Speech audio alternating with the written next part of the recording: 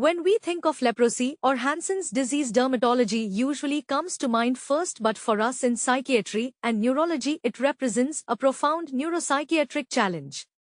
Today we are breaking down the neurological clinical features, the longitudinal course and the severe psychiatric complications of leprosy that every psychiatry resident needs to know. Let us start with the neurology. Mycobacterium leprae has a unique affinity for Schwanner cells, making peripheral neuropathy the absolute hallmark of this disease. The infection typically attacks the cooler areas of the body, targeting superficial nerves like the ulnar, common, peroneal, posterior, tibial, facial, and greater auricular nerves. Clinically, this manifests first as sensory loss, often in a stocking glove distribution where patients lose temperature and pain sensation before touch. This is a massive liability for traumatic injuries. As the disease progresses, we see motor weakness leading to classic deformities. You will see claw hand from ulnar nerve involvement, foot drop from common, peroneal damage, and facial nerve palsy leading to lagophthalmos where the patient cannot close their eye. We also cannot forget autonomic dysfunction, which causes anhidrosis leading to dry, cracked skin and trophic ulcers. Moving on to the longitudinal course, this is not a fast-moving infection. The incubation period is famously silent and can last anywhere from 2 to 10 years. When early features emerge, they are often just subtle hypopigmented patches with mild numbness.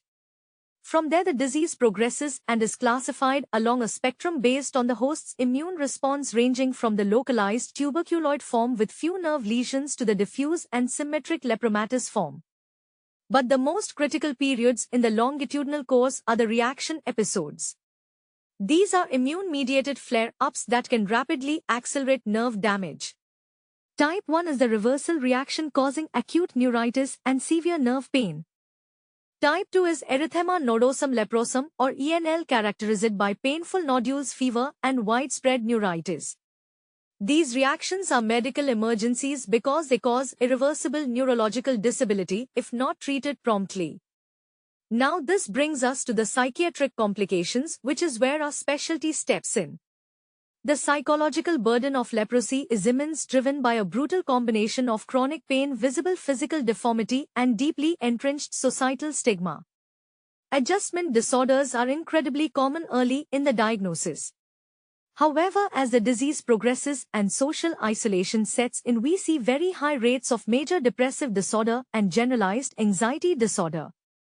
The historical stigma associated with the word leper leads to devastating social consequences, including loss of employment, poverty, and severe shame. These psychosocial drivers create a perfect storm for extremely low self-esteem and, most dangerously, a significantly elevated risk for suicidal ideation. As psychiatrists, our role goes far beyond just prescribing antidepressants. We have to provide holistic care, addressing the trauma of discrimination, the grief of losing physical function, and the chronic pain associated with neuropathic damage. Early diagnosis and aggressive management of the psychological fallout are just as essential as the multidrug therapy used to clear the infection. Let me know down in the comments if you have ever consulted on a Hansen's disease patient in your liaison rotations and what their primary psychiatric presentation was.